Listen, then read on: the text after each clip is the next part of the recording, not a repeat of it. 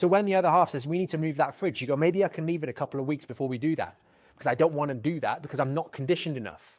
But equally, I always remember a case. I was in the other room having a chat with a patient who had been reluctant to start certain parts of the rehab because he was like, oh, that's a bit tough for me. So he comes back in the next week and he's, how's he doing? He's doing well, right? He's doing well. He's doing the simple rehab, but he hasn't moved on to the next level. What have you been doing? He said, I had to move a tumble dryer and lay some tiles in the kitchen. Okay.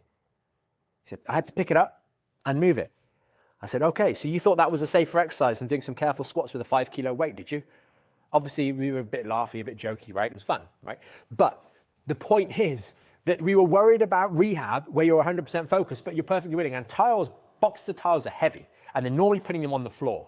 So you did all of that, and you didn't want to do your rehab. That's a problem. That's a real problem.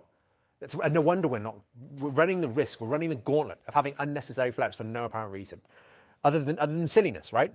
So the rehab is really, really important. It gives you that appreciation for what you're prepared to deal with and what you're not. And that tumble dryer was 30 kilos of uncomfortable, awkward loading that probably wasn't lifted with the best form in mind, but we did it anyway. And so there's good signs in that, and there's bad signs in that. The bad sign is why are we not building our strength and stability? But we don't want to get away with things. We want to build resilience back into the back.